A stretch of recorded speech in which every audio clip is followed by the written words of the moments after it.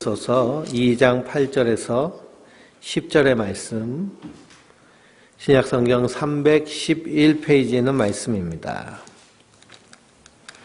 311페이지에 있는 말씀, 우리 한 목소리로 같이 읽겠습니다.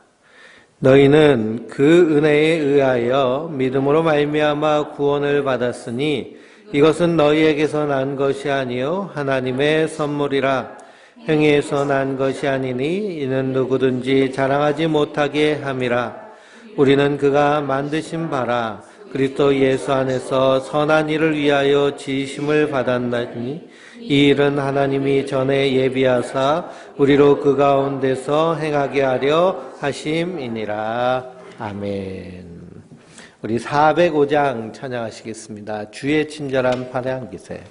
405장입니다.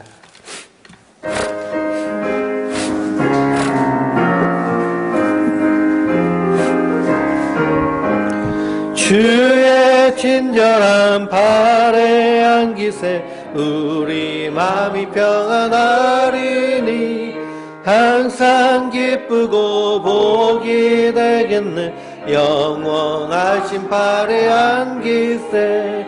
주의 발에 그 크신 발에 안기세. 주의 발에 영원하신 발에 안기세.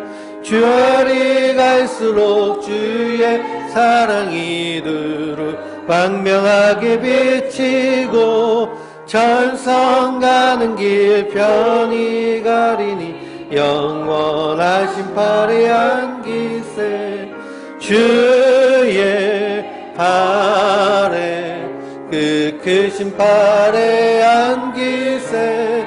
주의 발에 영원하신 발에 안기세.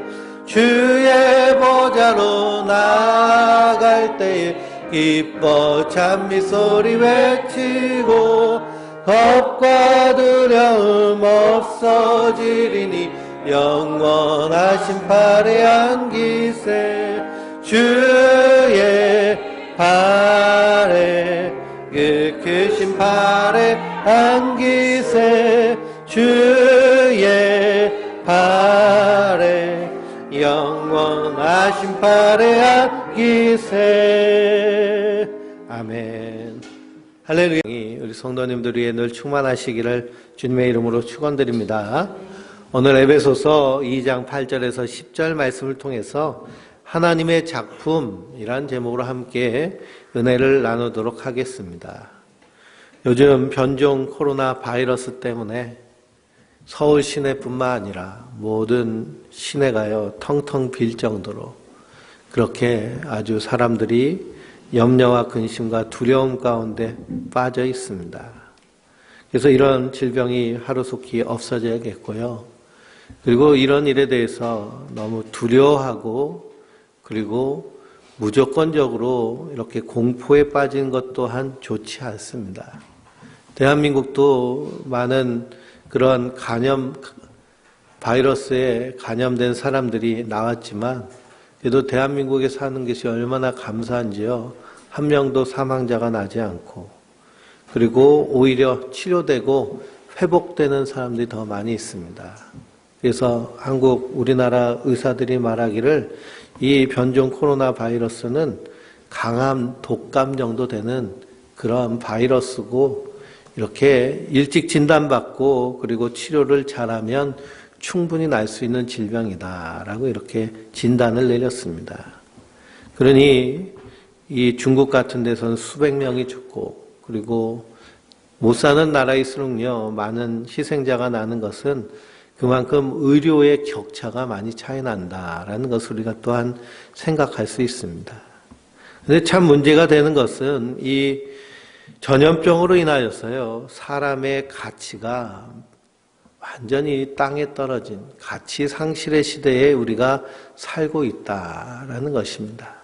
옆에서 누가 기침만 한번 해도요 그래도 신경이 쓰이고 그리고 몸을 피할 정도로 사람을 피하게 되는 시대에 우리가 살게 된 것입니다.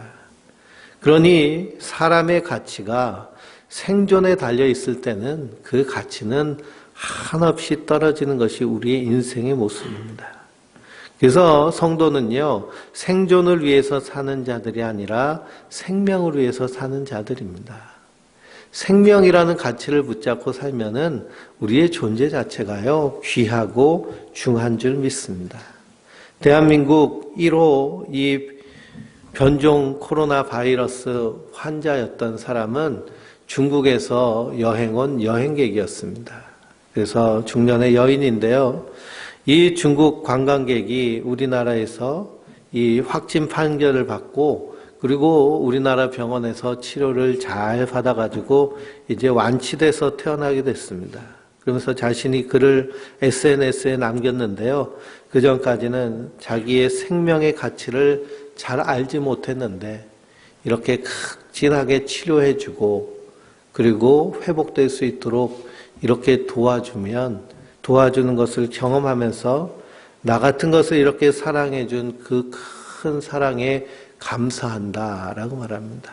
그러면서 이 생명이라는 가치를 귀하게 여기겠다라고 이렇게 자기의 SNS에 올린 글을 제가 봤습니다. 그래서 이 공산주의의 참 안 좋은 나쁜 점은 무엇이냐 하면 사람의 가치를 노동력으로 보는 데 있습니다. 그러니 질병에 걸리면요, 노동력이 사라지죠. 그렇게 되면 그 사람의 가치가 없어지는 것입니다. 그래서 이 공산주의 국가로 가면 갈수록 사람의 가치, 인권이 없는 것이 바로 그 세계의 모습입니다. 그래서 중국이라는 나라도 경제적으로는 상당히 많이 성장했을지는 모르지만 그 내막을 들여다보면 사람이라는 것, 그리고 생명이라는 가치를 아주 우습고 하찮게 여긴다라는 것을 발견할 수 있게 됩니다. 그러니 우리가 신앙의 자유를 지키기 위해서 세워진 나라가 사실 대한민국입니다. 그래서 신앙의 자유, 그리고 우리 사람의 자유를 지키기 위한 그런 나라가 이 대한민국이고 6.25 전쟁을 통해서 목숨을 걸고 지켜낸 나라가 이 대한민국인데요. 그래서 이 나라가 얼마나 귀하고 중요한지를 우리가 다시 한번 생각하게 됩니다. 그러면서 오늘 말씀을 이렇게 전하게 되는 이유는 우리가 생명의 가치에 대해서 성경적으로 다시 한번 생각하고 그리고 얼마나 귀한 것이 나 자신인가를 우리가 다시 한번 확인하는 그런 복된 시간 되시길 주님의 이름으로 축원드립니다. 사람이요, 이 세상에 태어나 산다는 것을, 이 생명을 우리가 이 땅에서 산다는 것은 참으로 신비한 일이다라고 말합니다. 신비한 일. 그래서 생명의 신비라고 이렇게 많이들 들어보셨죠. 동물들도요, 우리가 애완동물들을 키워보면 야, 그 생명이 참 신기하다, 신비하다라는 것을 알 수 있습니다. 강아지 한 마리를 저도 키우는데요. 그 강아지를 키우면서 처음엔 그냥 강아지라고 생각했는데요. 점점 함께 살면서 마치 아기같이 생각되는. 그래서 이렇게 말을 하면요, 말을 잘 알아듣는 것 같아요. 그래서 아침에 일어나가지고 아이들 일어나라고요. 저희 아이들 일어나라고 문을 열어주면 먼저 이 강아지가 가가지고 한 번씩 살피면서 깨웁니다. 근데 어느 날은 자기도 자느라고요. 저게 소파에서 엎드려져 있으면 제가 불러요. 야, 일어나. 그리고서는 형아한테 가봐. 그러면은 또 알아들었는지요. 형아한테 가가지고 또 거기서 그냥 잠을 깨우고 그렇습니다.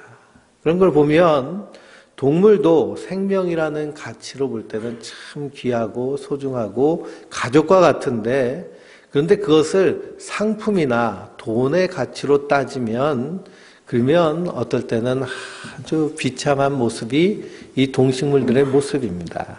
그래서 돈의 가치로 따질 때 전염병, 그래서 조류독감이라든지 안 그러면은 돼지나 소에게 그 전염병이 올라서 집단 폐사시키는 모습을 보면요, 아주 끔찍하고 고통스럽죠.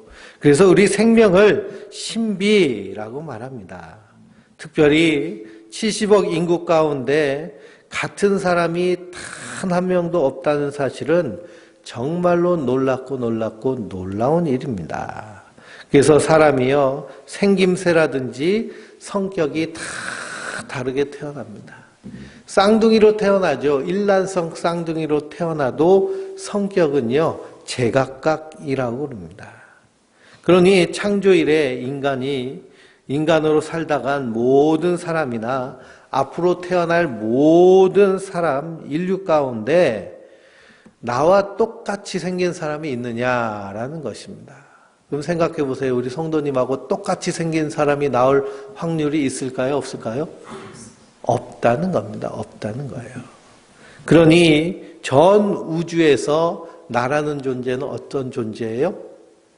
유일한 존재입니다. 단 하나의 존재, 유일한 존재. 영원히 하나밖에 없는 존재로 우리는 살고 있습니다. 이것을 가리켜서 창조의 신비를 담은 걸작품이다 라고 말합니다. 창조의 신비를 담은 걸작품. 그러니까 내 안에 뭐가 담겨져 있는 거예요? 하나님의 창조의 신비가 담겨져 있는 줄 믿습니다. 그래서 하나님 보시기에 우리 인생은 너무나도 존귀한 존재입니다. 왜 그럴까요? 우리를 누가 만드셨기 때문에? 하나님이 만드셨기 때문입니다. 그래서 오늘 10절 말씀을 보니까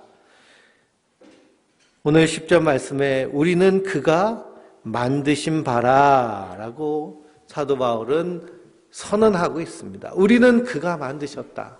그분이 바로 하나님이십니다. 세번역 성경에서는 우리는 그의 작품입니다 라고 이렇게 번역되어 있습니다. 그러니까 우리는 하나님의 작품이라는 거예요. 작품이란 단어는 헬라어로 포이에마라는 그런 헬라어인데요. 이 포이에마라는 헬라어에서 나온 영어 단어가 포임입니다. 즉 시라는 거예요. 그러니 작품 중에도 어떤 작품이라는 거예요? 시적인 작품으로 우리를 하나님께서 만드셨다라는 것입니다. 그래서 아주 놀라운 예술 작품, 이것을 걸작품이라고 하죠. 그래서 하나님이 우리를 하나님의 걸작품으로 창조하신 줄 믿습니다. 그래서 이 아침에 우리가 얼마나 소중하고 가치 있는 존재인가를 발견하고 그 안에서 하나님이 이루시기 원하시는 놀라운 그 뜻과 섭리를 이루어가는 우리 성도님들 되시길 바랍니다. 크리스천 의사인 폴 브랜드와 그리고 아주 존경받고 유명한 필립 얀시라는 그런 저술가가 함께 쓴 오묘한 육체라는 책이 있습니다. 그 책은요, 시편 139편 14절에 내가 주께 감사하옴은 나를 지으심이 기묘하심이라 주의 행사가 기이함을 내 영혼이 자라나이다 라는 이 말씀을 가지고 책을 썼습니다. 그 책 내용 가운데는 나라는 존재가 만들어지기 위하여서 탄생에서부터 우리는 엄청난 기적을 경험한다라는 것입니다. 우리가요, 이 한 생명이 탄생하기 위해서 정자가 난자와 결합하는 그 과정 가운데 10조의 그런 경쟁률을 뚫고 생명이 시작된다고 그럽니다. 그러니까 우리는 태어날 때부터요, 10조분의 1의 그런 확률을 가지고 태어난 거예요. 그걸 뭐라고 하느냐? 기적이라고 얘기합니다. 기적 중에 기적이다. 그래서 시편 기자는 깊은 묵상 속에서 자기의 존재의 신비, 탄생의 신비, 자신이 살아가고 생활하는 그 인생의 신비를 감사하고 있습니다. 그러면서 참으로 놀라운 작품이구나라고 감탄을 하죠. 시편 139편 17절에 하나님이여 주의 생각이 내게 어찌 그리 보배로운지요. 그 수가 어찌 그리 많은지요. 라고 고백을 합니다. 그러니 참으로 놀라운 걸작품이구나. 한번 가슴에 손을 대시고요. 한번 말해보세요. 참으로 놀라운 걸작품이구나. 누가요? 내가 참으로 놀라운 걸작품입니다. 그래서 하나님이 우리를 지으실 때요, 아무 생각 없이 지으신 것이 아니라 많은 생각을 가지시고 나를 지으셨다라고 시인은 고백합니다. 수많은 생각을 담아서 나를 이 세상에 보내신 것입니다. 보배롭다는 말은요, 참으로 소중하다라는 말입니다.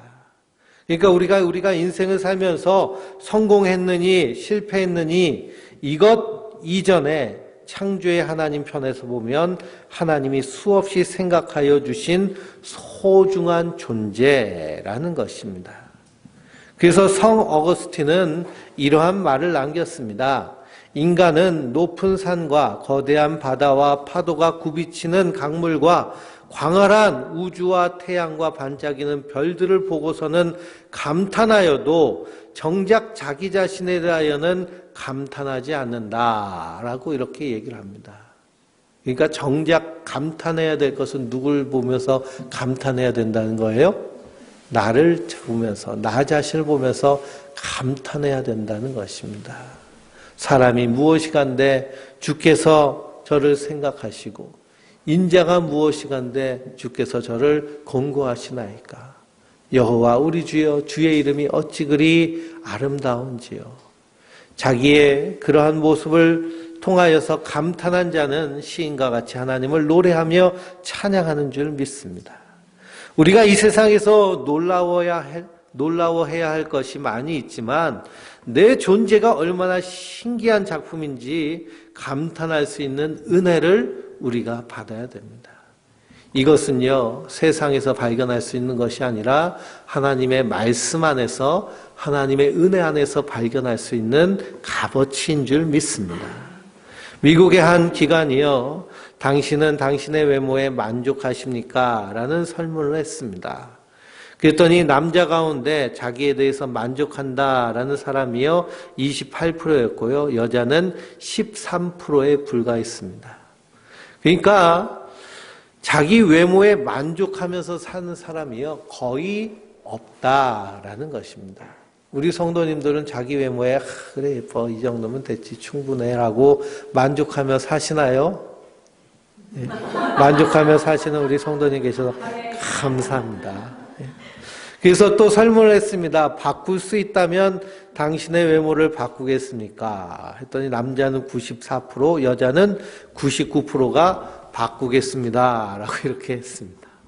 그럼 어떤 외모가 마음에 드는 외모일까요? 그래서 이 통계가 말하는 것은 대부분의 사람들이 자신의 외모를 포함해서 자신의 존재나 자신의 인생에 대해서 만족하지 못한다라는 것입니다. 그러나 성경은 우리에게 분명히 말씀하십니다. 우리 자신을 걸작품으로 만드셨다라는 것입니다. 이 믿음의 눈을 우리가 가져야 될 줄 믿습니다. 이 믿음이 어떤 믿음이냐? 창조의 믿음입니다. 하나님이 온 우주를 창조하시고 나를 창조하셨다라는 믿음 가운데 하나님이 나를 이 모습 이대로 창조하셨다면 하나님의 뜻이 있기 때문에 이렇게 창조하셨다는 것을 믿고 그 안에서 감사하는 것이 창조의 믿음입니다. 그러니 하나님이 천지를 창조하셨습니다라고 전도하면서도 자기 모습에 대해서 불만하고 어머니는 나를 왜 이렇게 낳게 하셔가지고 내 인생을 이렇게 피곤하게 하십니까 하고 자기 인생에 대해서 불평하고 불만하는 모습은 결국 누굴 향하여서 불평하는 모습이 될까요? 나를 만드신 하나님에 대하여서 불만하고 불평하는 모습이 되고 맙니다. 그래서 나를 이렇게 만드신 분은 하나님이시니 나에게 하나님의 창조품을 볼 수 있는 눈이 열려야 됩니다. 그러니 얼마나 신기하고 아름다워요. 하나님이 똑같이 지은 사람 하나도 없이 이렇게 만드시고 그리고 세월이 지나가면 지나갈수록 쪼글쪼글 해가지고 과거에는 한 사람들이 예쁘다고 막 그래서도 한 80, 90이 지나면 어떻게 돼요? 다 예? 외모의 평준화를 이루게 하시고 공평함을 이루게 하신 분이 하나님이신 줄 믿습니다. 그래서 우리는 다른 사람의 외모나 나의 외모를 함부로 평가해서는 안 됩니다. 왜 그러냐? 이것은 하나님에 대한 비판이기 되기 때문이죠. 그래서 이스라엘 백성들에게 하나님 하신 말씀이 있잖아요. 내 귀에 들린 대로 내가 그렇게 행하리라.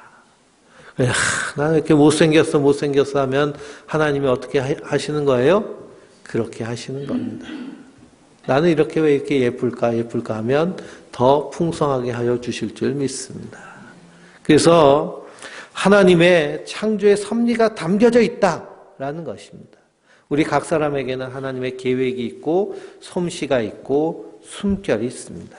그래서 우리 외모는 하나님이 친히 우리를 위하여서 만들어주신 걸작품을 우리가 받아들여야 됩니다. 그런데 많은 사람들이 이렇게 받아들이지를 못하죠. 특히 자녀들을 향하여서도 그렇습니다.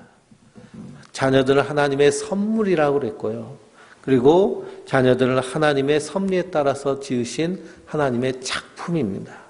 작품인데요, 그냥 막 지으신 것이 아니라 아버지와 어머니 사이에서 오묘하게 절묘하게 조각하셔서 만드신 작품입니다. 이번 설날만 되면 그냥 아주 끔찍한 뉴스들이 쏟아져 나오는데요. 이번 설날에는 아들이 춥다고 그러니까요. 아버지가 야 추우면은 옷 입어 보일러 틀지 말고 그랬다가 이 아들이 격분해가지고요. 아버지를 죽인 사건이 일어났습니다.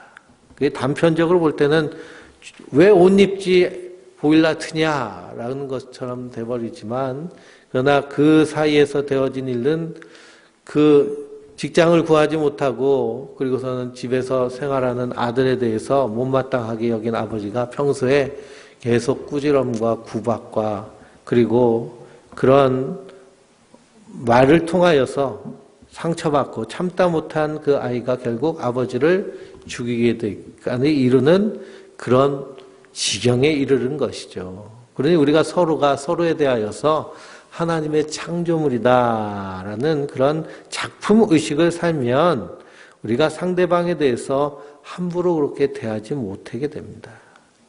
우리는 심리학자에 의하면요, 자기 자신의 열등감은 대부분 어디서 나오느냐 하면 부모에게서부터 나온다고 합니다. 부모가 말하는 외모의 지적, 그리고 성격의 지적, 그런 활동과 삶의 지적을 통하여서 자녀는요, 그것이 상처가 되고 그것을 통해서 자아상이 잡힌다고 합니다. 그래서 우리는요, 누구나 다 외모나 약점으로 인해서 열등감이 있습니다. 그렇죠? 다 우리 안에 마음에 들지 않는 부분이 다 있습니다. 그런데 그 열등감이 다 나쁜 것이 아닙니다. 그것을 극복하려고 하는 노력이 오히려 더 큰 성취를 이루는 경우들이 많이 있습니다. 이 열등감을 이겨내려고 하는 노력이. 그런데 이 열등감이요, 병적으로 변하면 어떻게 될까요? 자기 자신을 파괴하게 됩니다. 그래서 병적인 열등감은 아주 큰 문제입니다. 그래서 하나님께서 우리에게 주신 이 외모, 머리 색깔부터 눈 모양, 얼굴 모양 할 것 없이 모든 것이 하나님의 작품으로 이루어지게 만드셨고 그렇게 받아들이기를 인정하고 계신 분이 하나님이신 줄 믿습니다. 그러므로 지금 내 모습 그대로를 하나님의 걸작품으로 인정하시기 바랍니다. 하나님의 말씀에 복종하고 하나님의 말씀에 우리가 그 말씀에 굴복해야 될 텐데요. 하나님의 말씀에 굴복해야 될 제1말씀이 무엇이냐? 내가 너를 걸작품으로 만들었다라는 사실입니다. 여기에 대해서 우리가 아멘으로 우리가 화답하며 그 말씀에 복종해야 될 줄 믿습니다. 이것이 우리가 하나님 앞에서 창조의 믿음을 가지고 서는 모습입니다. 그런데 우리의 모습을 가지고요, 우리의 모습을 가지고 비꼬고 그리고 흉보고 욕하면 결국 누굴 욕하는 것이냐? 작가를 욕하는 것이 돼버리는 것이죠. 그래서 우리는 우리의 창조의 작가이신 하나님을 모독하는 일들이 참 많습니다. 특히 대한민국은 사람의 외모를 자주 평가하는데 아주 익숙하고 쉽게 생각하죠. 그럼 결국 누구를 욕하는 거예요? 작가를 욕하는 겁니다. 그래서 어떤 그림 전시회 가지고 그림을 보면서 아유 뭐 이따위로 그림을 그렸어 라고 그러면 그 옆에 있는 작가는 어떻게 될까요? 심한 상처를 받는 것처럼 우리가 우리의 모습에 대해서 어떻게 받아들이냐에 따라서 하나님이 그렇게 인정하신다라는 것입니다. 그래서 우리의 모습은 하나님이 계획하신 작품입니다. 우리는 어떻게 생겼든지 작가이신 하나님의 그 작가 정신이 담겨져 있는 모습이기 때문에요. 그래서 이것을 사랑하고 귀하게 여겨야 될 줄 믿습니다. 근데 오늘 8절 말씀에 보니까 너희가 그 은혜를 인하여 믿음으로 말미암아 구원을 얻었나니 이것은 너희에게서 난 것이 아니요 하나님의 선물이라 라고 했습니다. 우리의 육체만 작품인 것이 아니라 은혜 받고 보면 그리스도 안에서 우리의 모든 전 인격은 영혼과 혼과 우리의 몸은 다 하나님의 새로운 피조물이라고 성경은 선언하고 있습니다. 그러니 우리의 육체의 창조뿐만 아니라 영적으로도 하나님께로서 태어난 새로운 존재임을 선언하는 것입니다. 그래서 하나님의 첫 창조는 태초에 엿새 동안이셨고 두 번째 창조는 예수 그리스도를 통하여서 다시 새롭게 창조하셨습니다. 그래서 우리를 거듭나게 하신 것입니다. 처음 창조하신 그 사람을 보면서 하나님은 보시기에 참 좋았더라라고 하셨지만 새 창조한 구원받은 성도를 향하여서는 하나님께서 그냥 보시기에 참 좋았더라로 그친 것이 아니라 선한 일을 할 것을 요청하고 계시는 것입니다. 왜 우리가 우리 자신이 소중함을 알아야 되느냐? 그것은 우리 한 사람 한 사람을 위하여서 투자하신 하나님의 투자가 너무나도 놀랍기 때문입니다. 너무나도 놀랍기 때문에 나 한 사람을 위하여서 사망에서 생명으로 옮기시기 위해서 하나님이 행하신 일이 무엇일까요? 하나님이 사람이 돼서 이 땅에 오셔서 십자가에 달려 죽기까지 우리에게 사랑을 실천하심으로 우리를 구속하여 하나님의 백성 삼아 주셨습니다. 모든 물건은요, 지불한 가치에 의해서 값이 결정됩니다. 또 하나는 희소 가치에 의해서 값이 결정됩니다. 그러니 우리의 값은 1차적으로 무슨 값일까요?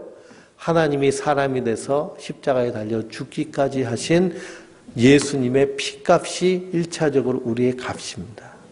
그리고 두 번째는 생각해야 될 것은 뭐예요? 희소성이죠, 희소성. 전 우주에서 나와 같이 생긴 것이 있나요, 없나요? 전혀 없습니다. 그러니 모든 가치에서 하나님은 최상급으로 우리를 만드신 예술 작품이다라는 것입니다. 그리고 우리가 서로에 대하여서 서로를 바라보면서 우리가 감탄하고 그리고 하나님을 찬양해야 될 줄 믿습니다.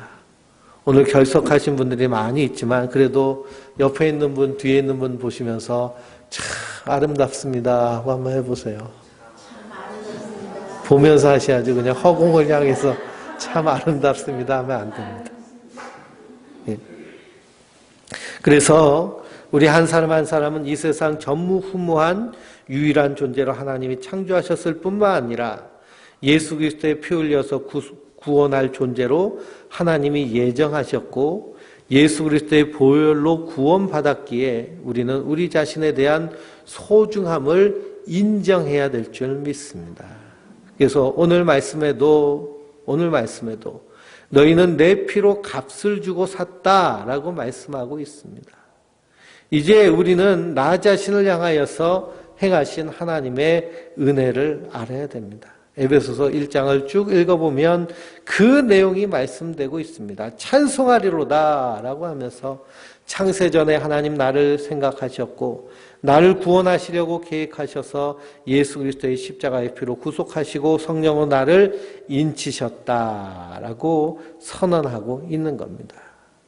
그래서 하나님은 우리를 이렇게 태초에 하나님의 형상에 따라 지으셨을 뿐만 아니라 예수 그리스도로 말미암아 우리를 구원하심으로 더 아름다운 작품 되게 하셨는데요.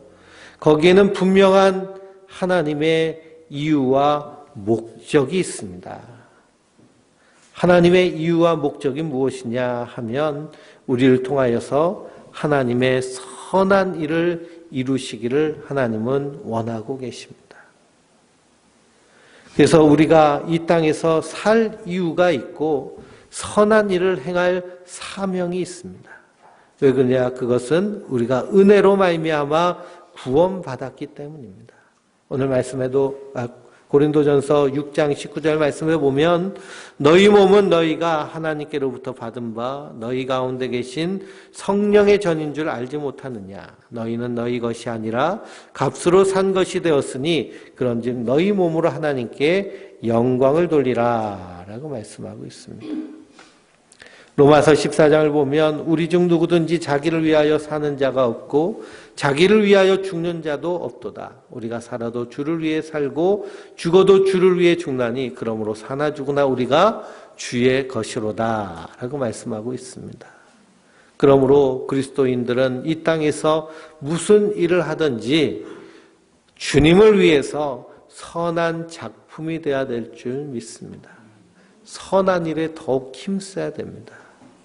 조지 워싱턴 카버라는 그런 흑인이 있는데요. 1943년에 세상을 떠날 때 모든 백인과 흑인으로부터 존경받는 최초의 흑인이었습니다. 이분은 별명이 땅콩 박사였는데요. 이 미국의 남부 지방에 살고 있었습니다. 이 남부 지방은 예전부터 목화 재배를 흑인 노예들이 했죠. 목화 재배를 오랫동안 하니까요. 이 목화의 특징은 뭐냐면 땅 속에 있는 질소, 즉 이렇게 비료가 되는 성분을 다 빨아 없애버리는 것이 목화의 특징입니다. 그러니까 목화 농사를 오래 지면요. 그 땅이 황폐해져 가지고 그래가지고 그건 잡초조차도 나지 않는 땅이 돼버립니다. 그래서 이 조지 워싱턴 카버는 이 어떻게 하면 이 땅을 살릴 수 있을까 연구를 했는데요. 그 방법을 찾아냈습니다. 이 질소가 없어진 황폐화된 땅에다가 땅콩을 재배하면 땅콩은 질소가 없는 땅에서 또 잘 자란대요. 그래서 땅콩이 재배되면서 거기서 다시 땅이 살아나고 그래서 땅콩을 심고 목화를 심고 이렇게 번갈아 가면서 심으면 땅이 망가지지 않고 그리고서는 농부들도 이렇게 좋은 결과를 맺을 수 있다라는 것을 연구해냈습니다. 그래가지고 땅콩 박사님이 됐어요. 그래서 땅콩을 심었더니 엄청나게 잘 자랍니다. 그런데 문제가 생겼어요. 농장에 땅콩이 산더미처럼 쌓인 겁니다. 그래서 이걸 팔아야 되는데요. 땅콩을 먹으면 얼마나 먹겠어요. 그러니까 이 땅콩 박사님이 또 연구를 했습니다. 그래가지고 나온 연구 결과가 뭐냐. 땅콩으로 만든 마가린, 땅콩으로 만든 비누, 땅콩으로 만든 기름, 화장품, 사탕, 버터, 밀가루, 그냥 땅콩으로 모든 그러한 제품을 만들기 시작했습니다. 그래서 우리도 마트에 가면은 그 땅콩 버터를 파는데요. 크리스피 땅콩 버터 아주 그냥 그 질적한 게 아주 맛있는 버터가 있는데 이 미국에서 나온 겁니다. 미국에서 땅콩을요 엄청나게 생산하는데 바로 이분 때문에 이렇게 됐습니다. 그러니 이분은 비록 흑인이지만 그리고 농사는 농사꾼이었지만 자신이 하나님의 선한 일꾼이라는 그 사실을요 단 한 번도 잊어버리지 않았다고 그럽니다. 그래서 내가 하는 일을 통해서 하나님의 선한 일을 이루어야 된다라는 그런 사명으로요 농사도 짓고 연구를 하니까 하나님이 이런 지혜와 그리고 이런 은혜를 허락하여 주시는 것입니다.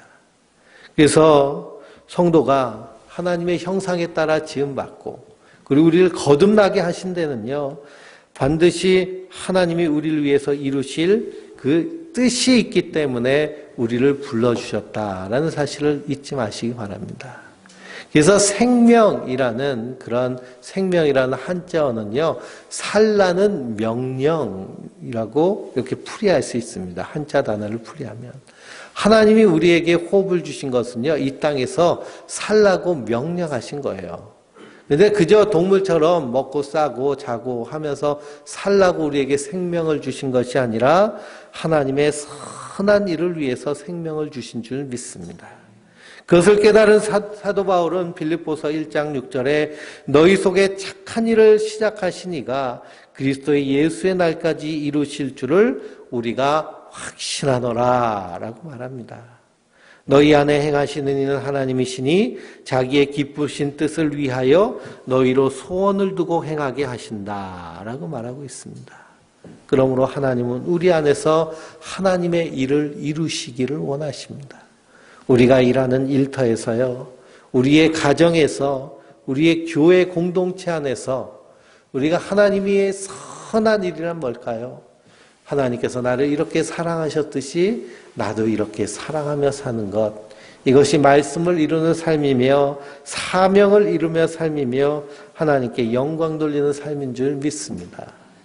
우리가 하나님의 사명을 맡아 산다라는 것이요, 꼭 목사가 되어야 되는 것이 아니고요, 꼭 선교사로 나가야 되는 것이 아니고 나의 삶의 자리에서 하나님의 사랑을 실천하며 나 자신을 사랑하는 것, 그 사랑을 하나님이 나를 이렇게 걸작품으로 만드셨구나라고 하는 기쁨과 감사로 살 때, 그때 주변 사람들이 우리의 모습을 보고요, 우리의 모습을 보고 소망의 이유에 대해서 묻습니다. 당신은 무엇 때문에 그렇게 만족스럽고, 당신은 무엇 때문에 그렇게 기쁘고, 무엇 때문에 그렇게 감사합니까? 라고 소망의 이유를 묻잖아요. 그러면은 그때 담대하게 복음을 증거하는 것입니다. 그런데 우리가 이 창조의 믿음 가운데 굳게 서 있지 않으면은요, 굳게 서 있지 않으면 세상 사람들이 우리에 대해서 궁금해하지 않습니다. 왜냐하면 똑같으니까. 똑같이 우울하고 똑같이 슬프고 똑같이 자기에 대해서 별로 그냥 좋게 생각하지 않고, 그간에선 하나님의 선하심이 나오기가 힘들다라는 것입니다. 마귀는요, 어떻게 해서든지 우리 자신을 흔들어 놓으려고 합니다. 그냥 아침에 일어나가지고 머리를 감고서는 머리를 탁 드라이하면서 나는 하나님의 걸작품이야 라고 착 그러다가도 오후쯤 돼가지고 이 사람 저 사람 만나고 이 사람들이 이런 소리하고 저 사람이 저런 소리하면 쭉 늘어져가지고 나까지 있게 뭘 하겠어 뭐 이렇게 돼버리는 것이요, 우리 인생의 연약함입니다. 그래서 우리가 날마다 묵상하고 마음에 새겨야 될 것은 하나님의 말씀인 줄 믿습니다. 그래서 하나님의 말씀을 어디에 새기라고 그래요? 말씀에 새기라고 그러잖아요. 마음에 새기라. 이스라엘 백성들은요, 문지방에도 세우고 이마에도 말씀 통을 넣어가지고 말씀을 넣고 다니고, 그만큼 말씀이 우리 안에서 능력으로 역사되어야 될 줄 믿습니다. 사람마다 스스로 느끼는 자기의 모습이 있습니다. 그것을 자상이라고 합니다. 자상. 근데 사람이 일평생 살면서 가장 심각한 고민 중에 하나는 자기 자신에 대한 문제입니다. 가장 좋아하고 사랑해야 할 자기 자신을 가장 싫어하는 사람이 누구냐? 자기 자신입니다. 이 심리학자들이요, 이 사람의 심리를 연구하면서 자기 자신을 가장 자기가 좋아해야 되는데 실제로는 어떻게 하고 있다는 거예요? 미워하고 싫어하고 있다는 겁니다. 참 슬픈 일이죠. 생각해 보세요. 지금까지 싫어한 사람이 누군가? 바로 자기의 모습을 싫어하는 거예요. 나를 잘못되도록 방해한 사람이 누구냐? 내 속에 있는 내 자신입니다. 자신을 못났다고 비난하고 심판하는 자가 누구냐? 바로 나 자신입니다.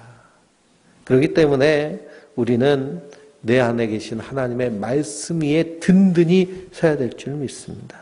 하나님 우리를 귀하고 아름답게 전 우주에서 하나뿐이 없는 존재로 만드셨을 뿐만 아니라 우리를 하나님의 보배에 참고 하나님 나라에 영원토록 두시려고 예수께서 십자가에 달려 죽으심으로 우리를 죄에서 구원하여서 구속하여 주셨습니다.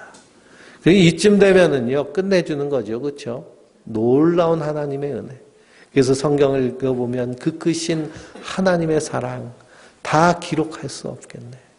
하늘을 두루마리 삼고 바다를 먹물 삼아도 다 기록할 수 없는 것이 하나님의 은혜이며 사랑입니다. 나를 그렇게 사랑하시고 귀하게 여기시기 때문이죠. 그러므로 세상은 생명의 가치를 때로는 돈으로 매기기도 하고 때로는 어떤 상황에 매기기도 하지만 성도는 우리 한 사람 한 사람의 가치를 하나님의 말씀을 통해서 계산해야 될 줄 믿습니다. 그래서 예수님은 천하보다 귀한 생명이고 영혼이라고 말씀하시는 것이죠. 우리가 바로 그 큰 은혜를 받았으니 이 땅에서 부르심에 합당한 삶, 하나님의 사랑을 내 안에서부터 넘쳐 흐르게 이렇게 흘러넘치게 함으로 이 땅 가운데 하나님의 선하심을 드러내는 하나님의 백성, 하나님의 사람들 되시길 주님의 이름으로 축원드립니다.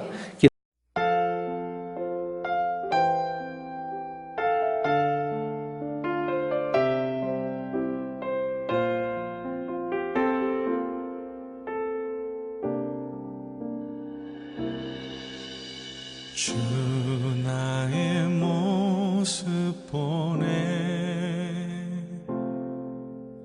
상한 나의 맘 보시네 주 나의 눈물 안에 홀로 울던 맘 아시네 주 나의 모습 보네 상한 나의 맘 보시네 주 나의 눈물 안에 홀로 울던 맘 아시네 세상 소망 다 사라져가도 주의 사랑은 끝이 없으니 살아가는 이 모든 순간이 주 은혜임을 나는 믿네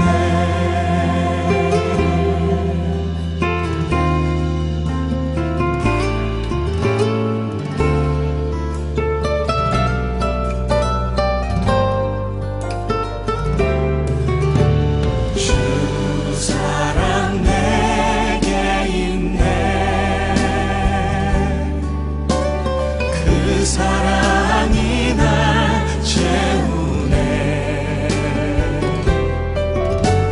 주 은혜 내게 있네 그 은혜로 날 세우네 세상 소망 다 사라져가도 주의 사랑은 끝이 없으니 살아가는 이 모든 순간이 주 은혜임을 나는 믿네 세상 소망 다 사라져가도 주의 사랑은 끝이